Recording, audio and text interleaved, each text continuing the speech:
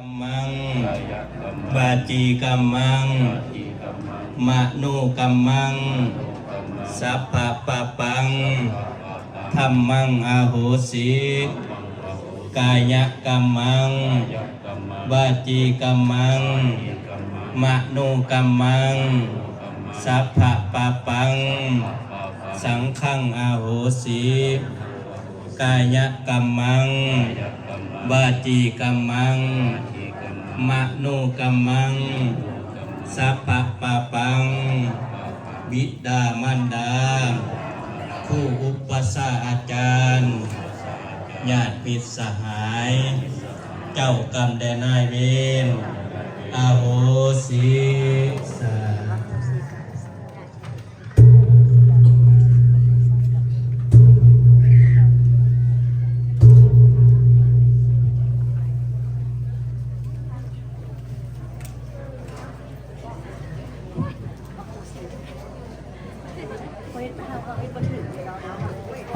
พอกันกราบอาจารย์ยัง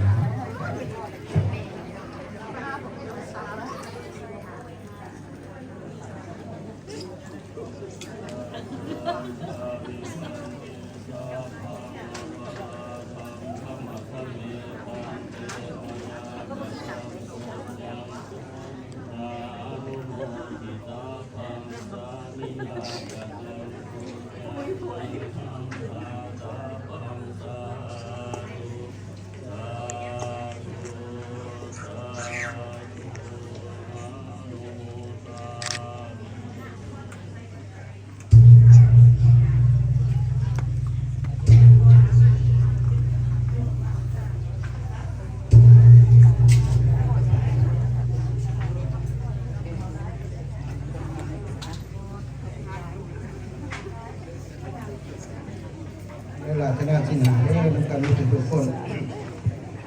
ตัสสะภะคะวะโตอะระหะโต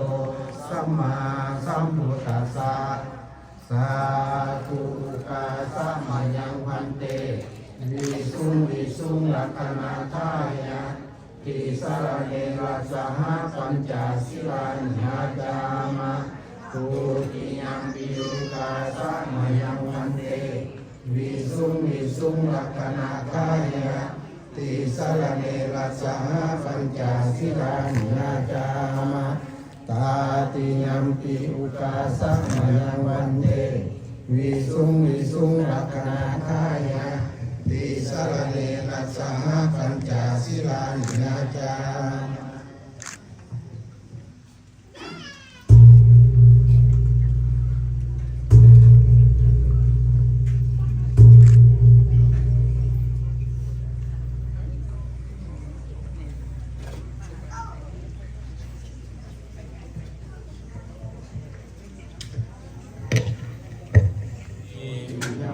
ธัมมังสรณังคัจฉามิ ทุติยัมปิสังฆังสรณังคัจฉามิ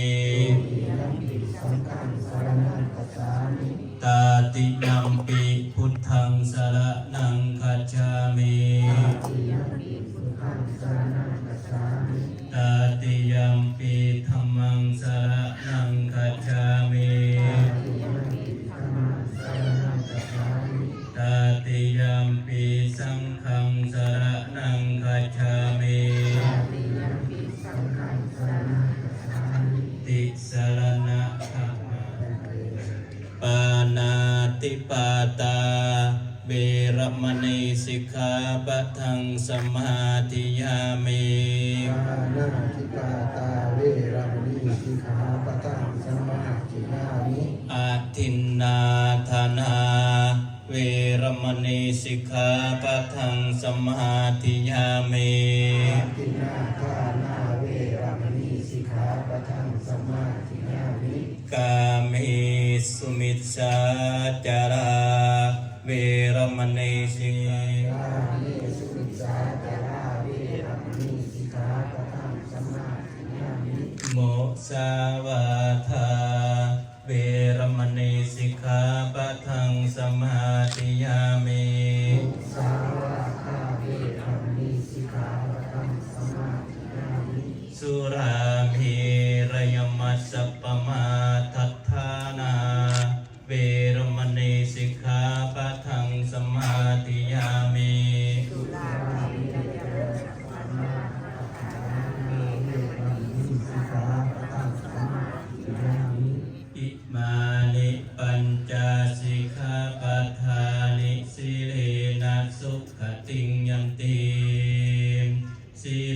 นะโภ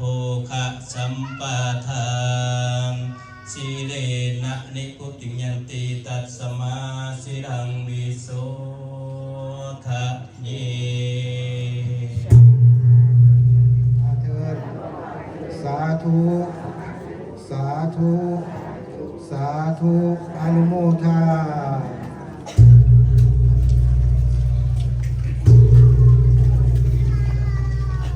วิปติปฏิภาหายาสัมปสัมปติสิทธิยาสัพพะทุกขาวินาศายะปริตังพุทธมังครังวิปติปฏิภาหายาสัมปสัมปติสิทธิยาสัพพะวินาศายะปริตังพุทธวิปติปฏิภาหายะสัมปสัมปติสิทธิยาโรคาวินาศายะปริตังพุทธมังครังสักจังอราธนังกโรมะ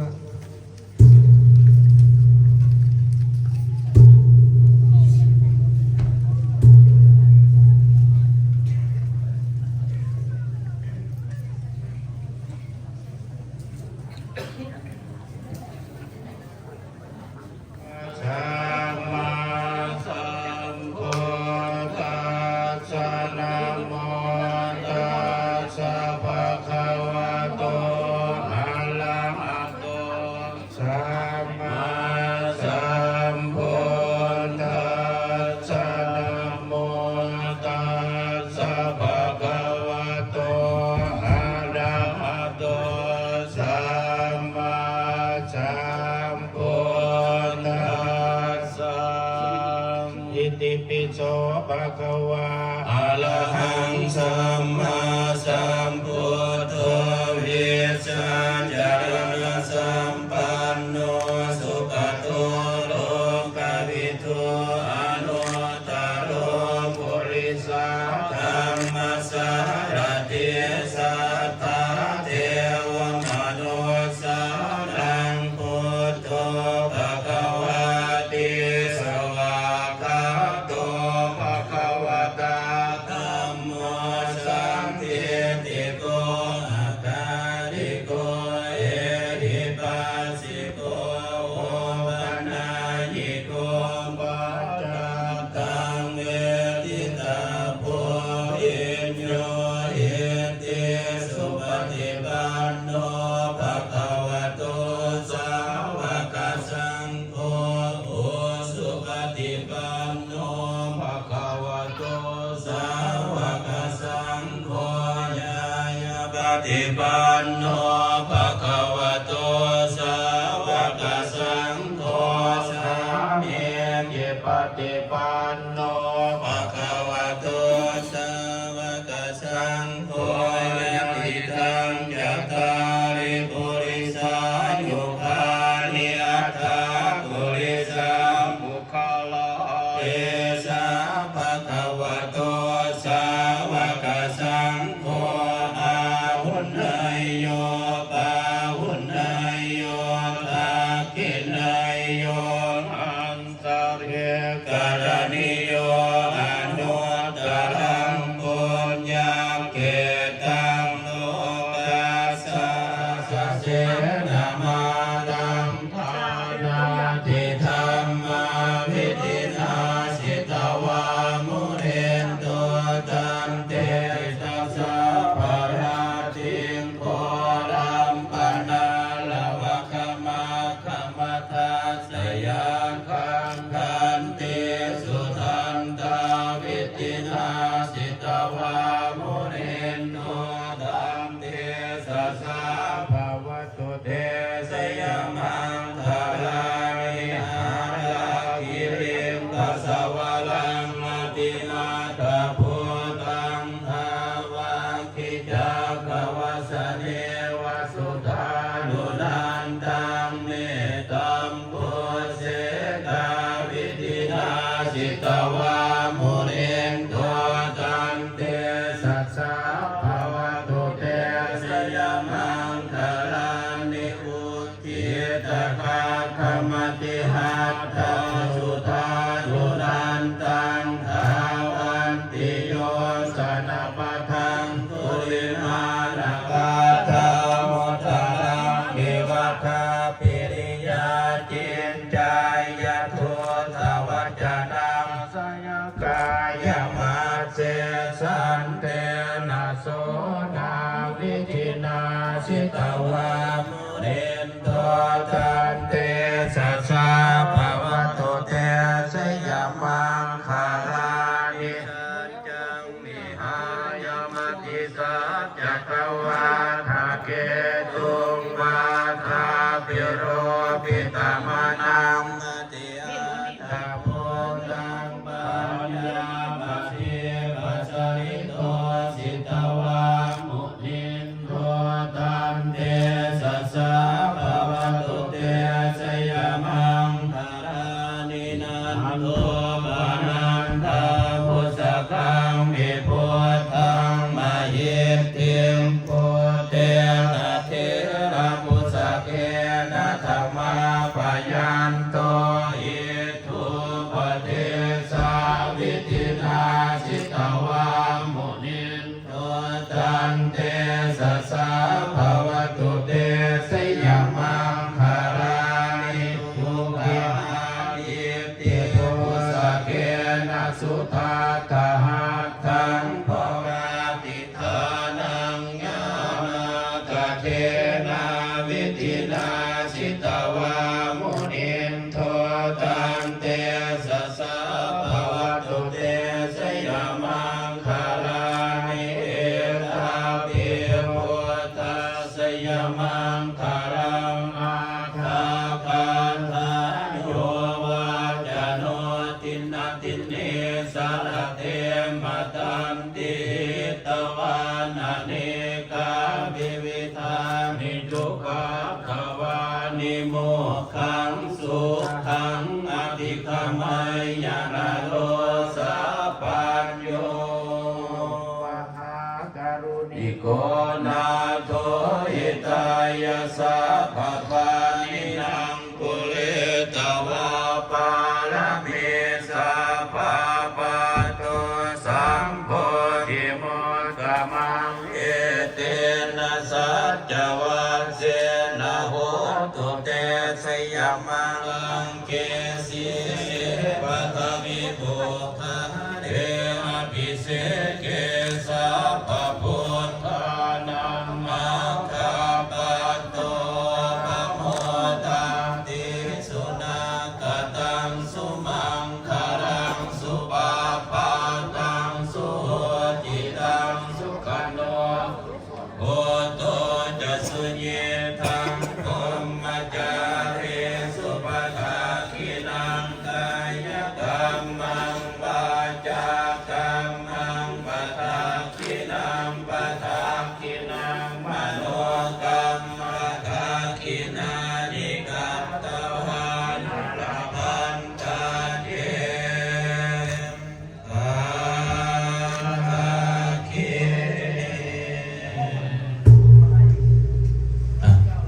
ต่อไปการ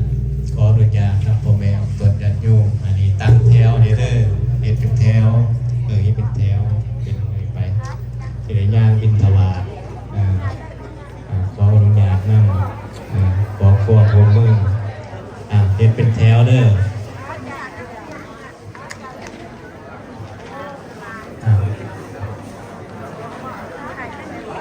วันก็ขอบอกอีกวันนี้ถ้ามีบาทสะบันเด้อทั้งบาทสะบันตอนท้ายมี10 บาท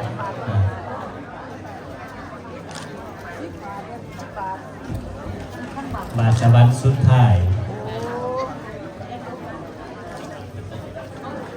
เพื่อเราจะได้มา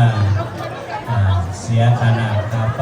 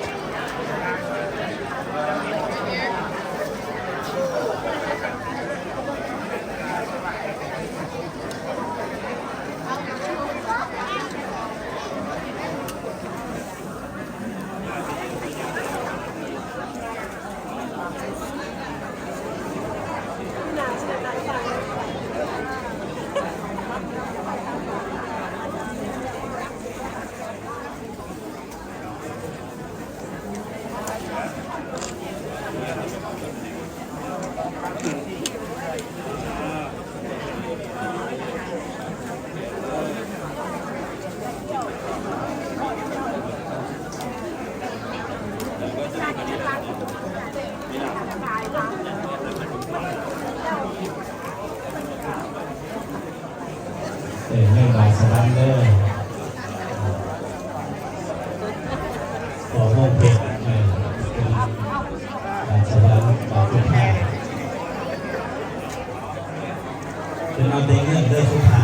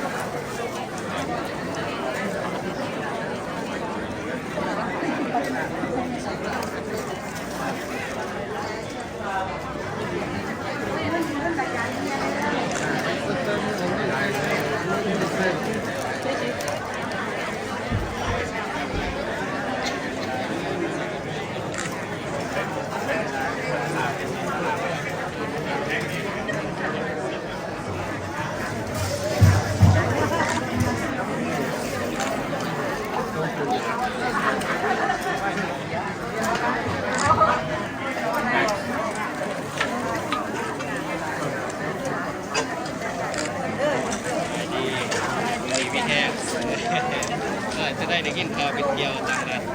โอ้ยจะมาไปสองสามบางอย่างนั่ง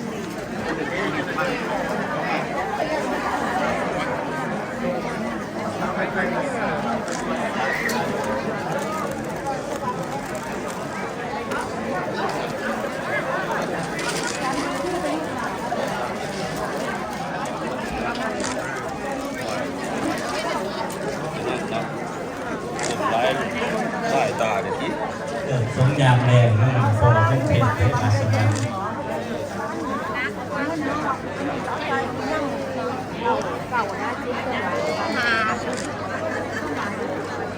ยับขึ้นให้เลยเด้อ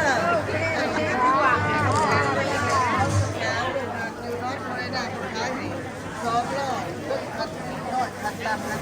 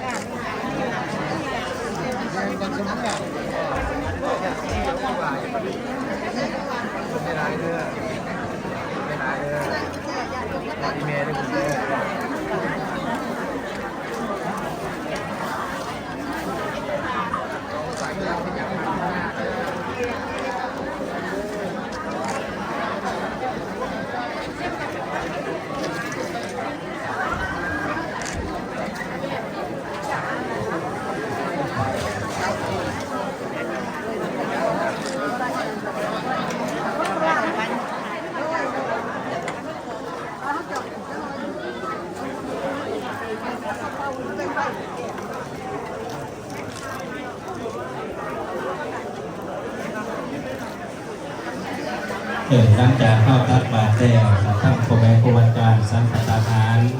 ญาติโยมอะไรรับประทานอาหารพร้อมกันเลยเนาะหลังจากรับประทานอาหารแล้วเข้ากับเสด็จแห่ผ่ามากระถิ่นหลังจากแห่ผ่ามากระถิ่นแล้วทีนี้คนครูอาจารย์เข้าเป็นจะมีพิธีอุปโลกพระองค์ได้แสดงครับผ่ากระถิ่นในปีนี้หลังจากอุปโลกอะไรเทศผ่ากระถิ่นแล้วเข้าถึงคารวะอัพพรทั้งเพจหนึ่งกันคารวะอัพพรลาดน้ำเป็นอันบาจบพิธีในมือนี้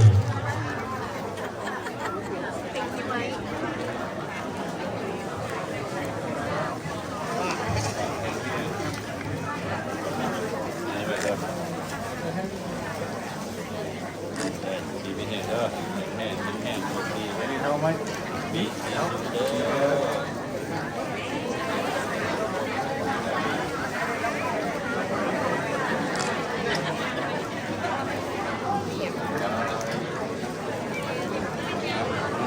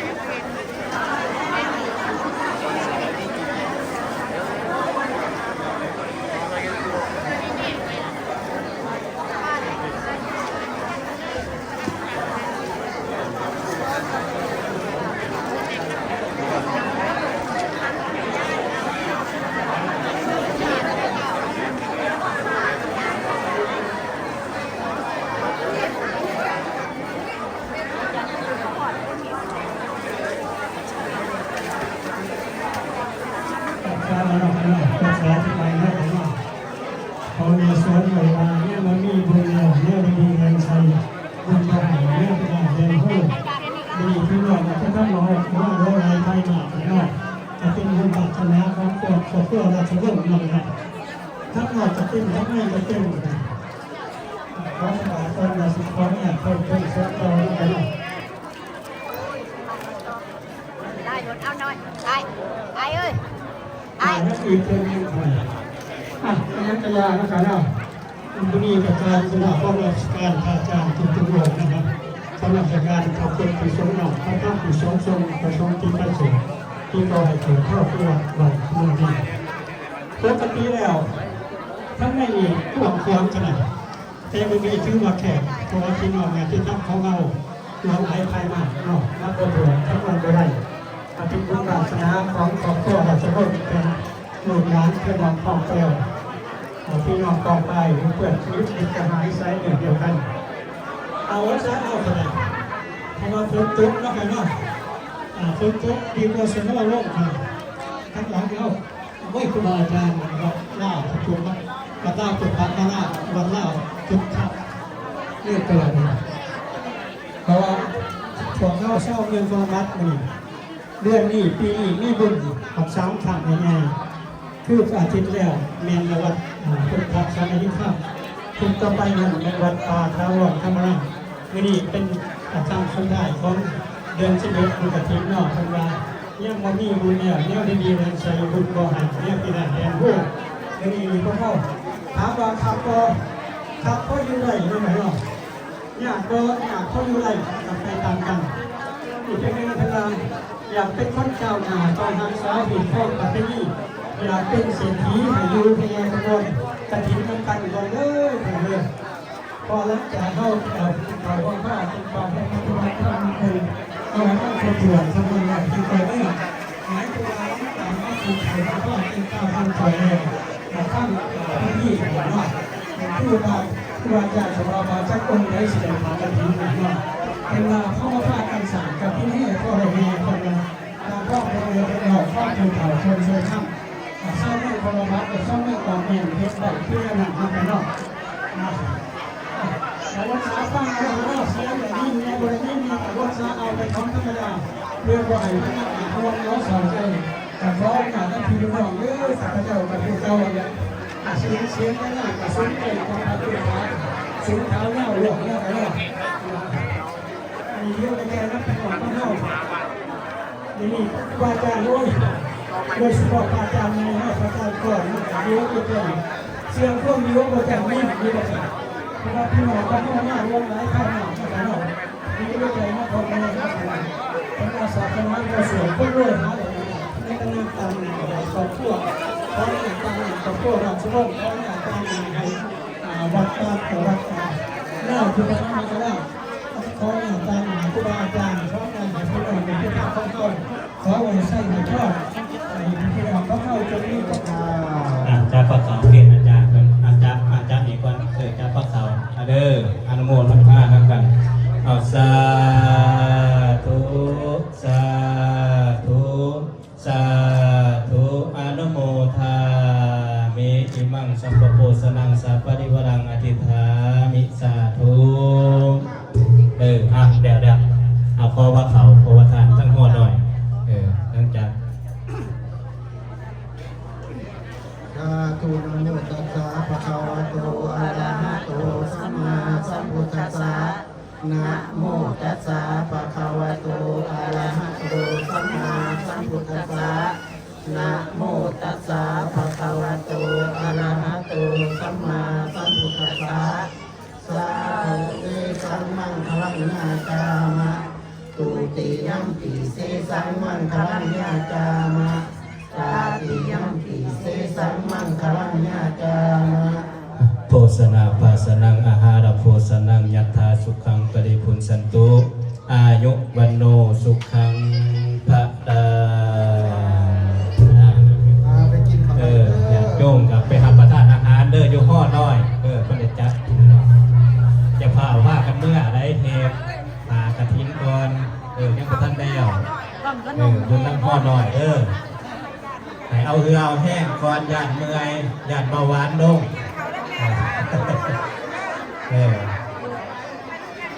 รับประทานอาหารก่อนหลังจากรับประทานอาหารแล้วเอากระจะได้แห้งกองผ่ามหากฐิน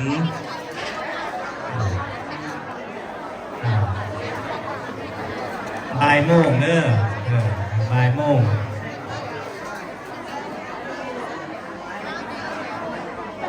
เอาเขาดิเขามานำเลยเด้อเขาเหนียวเอาข้าวเหนียวมานำ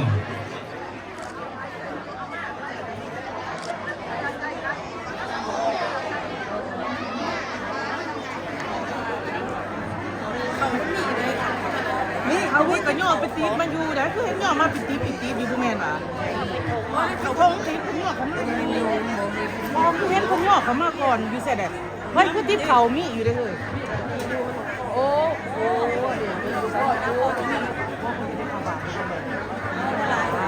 บาทนี่อยู่กับตีเนี่ยเพิ่นจะได้ข่าวบาทเอาเพิ่นจะได้ข่าวบาทจะได้เอาอีก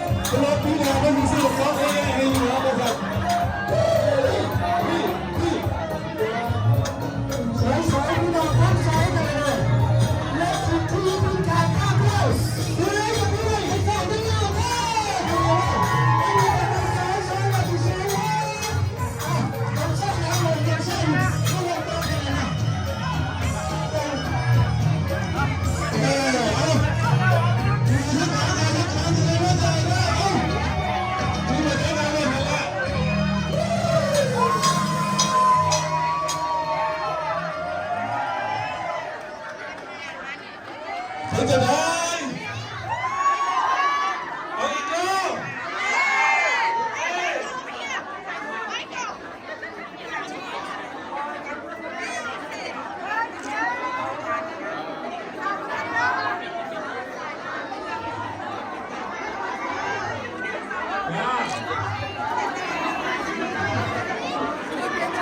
เดี๋ยวก่อนเลยเนาะ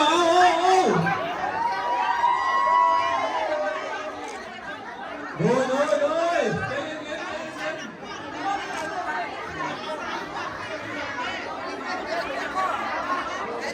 ไม่ใช่อะไรกันอ่ะ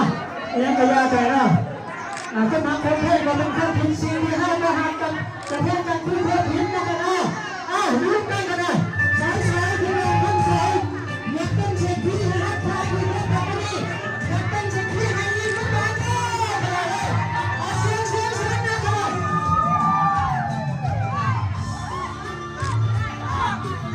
สุดาผมจะขอเล่นกับภาษาที่เป็นขนาดนี้ครับการที่เป็นการทำให้เพื่อนเด็กการเรียนรู้ความรู้ความรู้มีรู้ให้ตัวเราเป็นสิ่งสำคัญ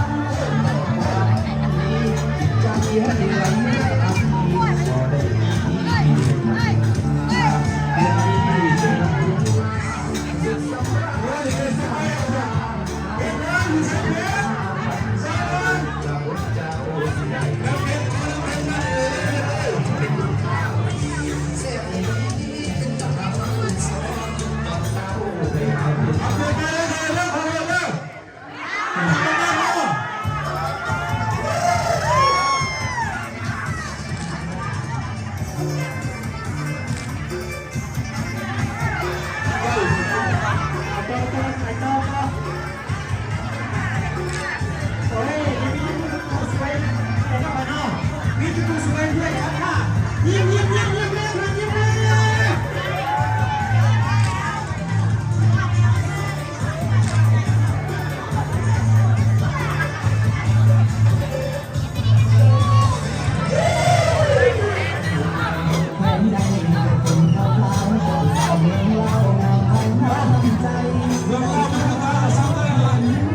để không bỏ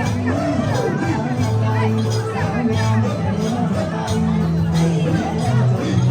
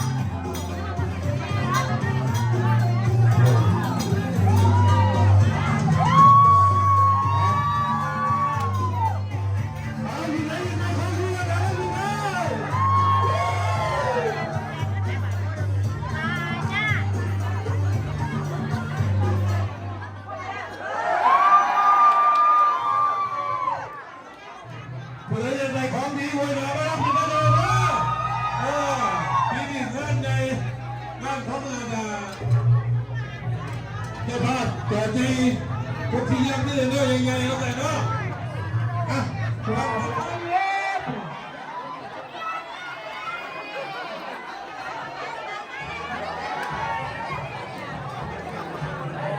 ะแสดงว่าฝนตกกับลักษณะจิตใจเขาเนาะค่ะเนาะอยู่ทั้งนอกที่เปียกทั้งในทั้งกระยุงสบายเนาะค่ะเนาะอันนี้เนี่ยธรรมชาติลักษณะจิตใจพี่น้องมายังมีคนเหล่าเนี่ยดีๆดังใจเพิ่นเคยให้เนี่ยที่ไรเป็นรูปฝนตกเขาก็ฉลองได้เนาะค่ะเนาะเฮ็ดขบวนได้มีหัวใจนั้นก็เพื่อราชดำเนาะค่ะเนาะโอ้ย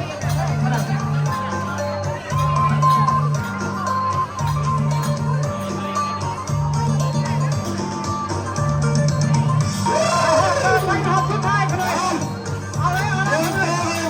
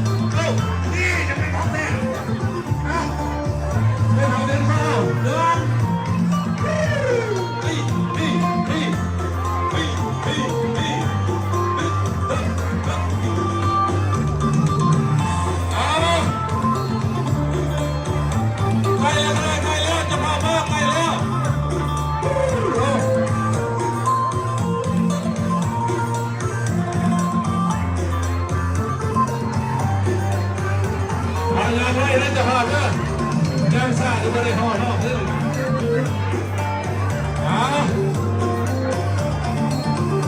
จะพาเราหอดเร็วเด้อขนาดนี้เด้อเสียงเลยเสียงมาแล้วจะหอดแล้วอันนี้เขาจับเอาเขาจะกินใหญ่เลยแล้วเขาหมดร้านเขาหมดเป็นหอดเลยนะเลยเป็นหอดแล้วเป็นหอดแล้วเป็นหอดแล้ว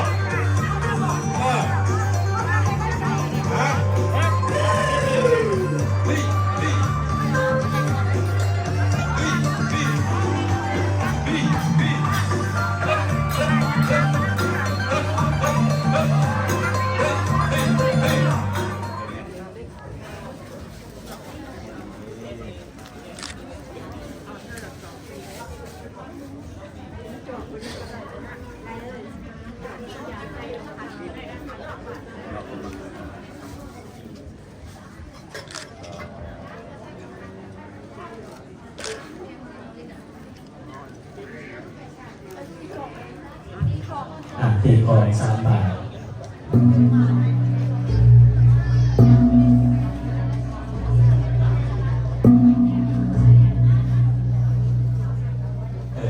ทำหาบริวารเป็นไง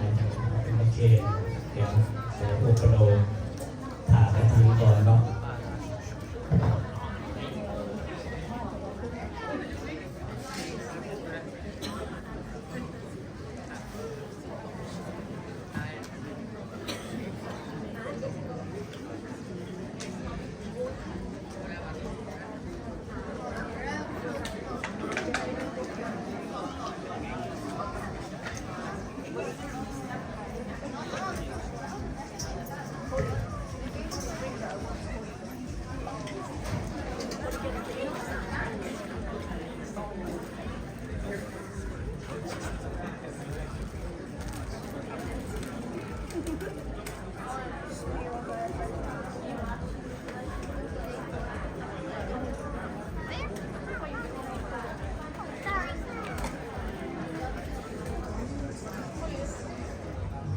นะโม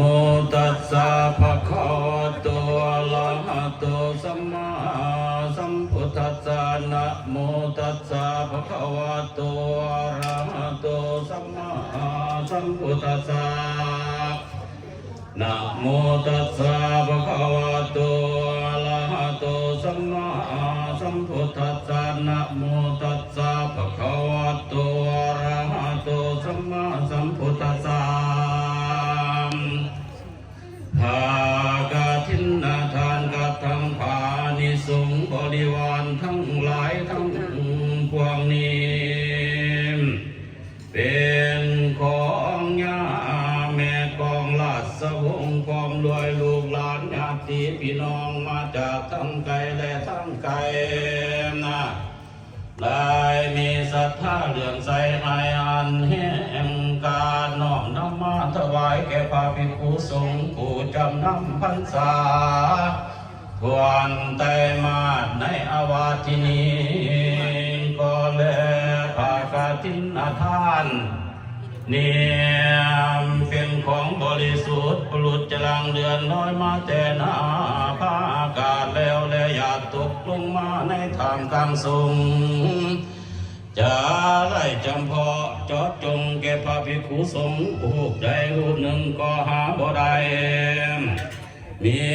พระบรมพุทธานุญาตไว้ว่าให้พระภิกษุสงฆ์ทั้งปวงยอมภารกิจตามพระบรม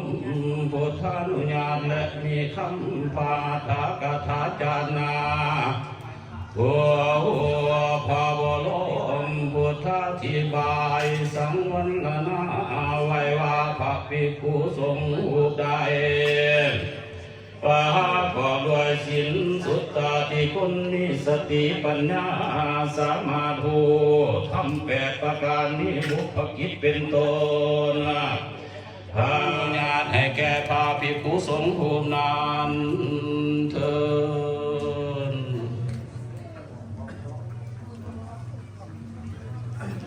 ดก่อนนะ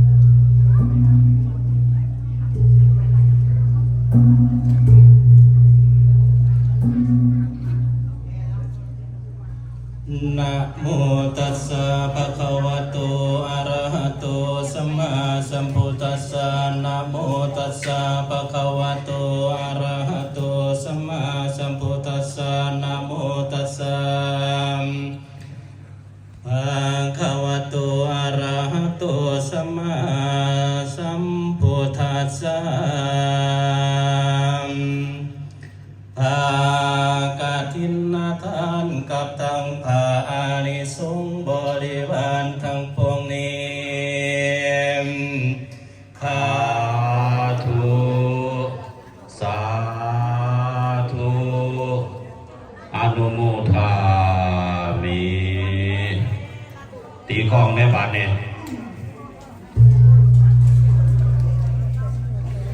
ต่อไปกับที่เป็น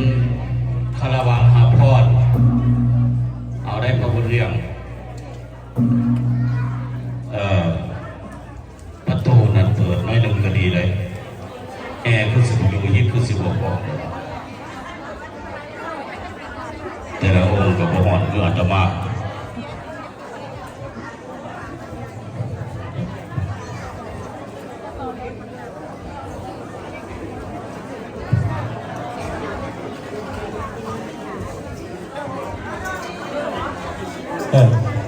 ไปตู้กล้องอันนะฮะเอาเป็นเอามาเขียนของสื่อไฟเอามาเก่าอันทอดมาเอามาเขียนมาเอามาเขียนอาเตอันนั้นนะอาเตตัวนั้นนะตัวนั้นป้าเด็กกองบุญเอามาเอามาอันเอาตัวเก่าอันลงมาเก่าอันสิว่ามาเขียนไปใช่